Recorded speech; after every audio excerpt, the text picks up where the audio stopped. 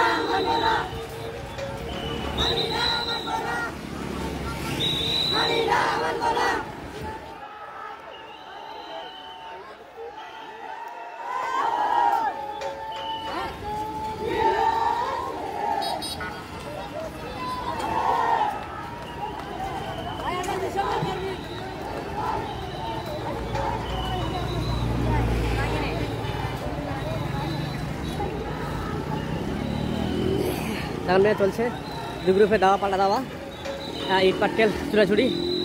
অনেকক্ষণ কিন্তু দাগনভূঞাতে ককটেলের আবার শুনতে পাচ্ছি আমরা। বিভিন্ন জায়গা থেকে ককটেল ছুড়া হচ্ছে। এখন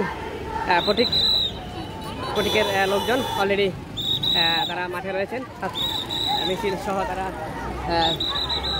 দাগনভূঞা 230 রাস্তাগুলো প্রদক্ষিণ করছেন।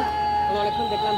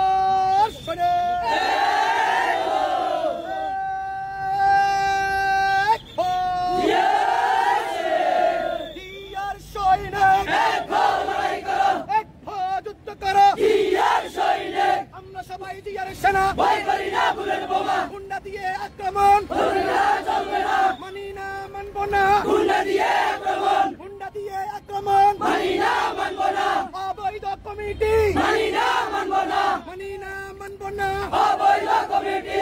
আজকের কমিটি নিয়ে আজকে ছাত্র যুবদল বিএনপির নেতা কর্মীদের উপর আক্রমণের প্রতিবাদে তাৎক্ষণিক প্রতিবাদ মিছিলের পরবর্তী সমাবেশে এখন আপনাদের সম্মুখে বক্তব্য রাখবেন বাংলাদেশ জাতীয়তাবাদী যুবদল ফেনী জেলা শাখার সংগ্রামী সহসভাপতি, দাগনভূঞা উপজেলা শাখার সাবেক সংগ্রামী সভাপতি জনাব হাসানুজ্জামান শাহাদাত ভাই।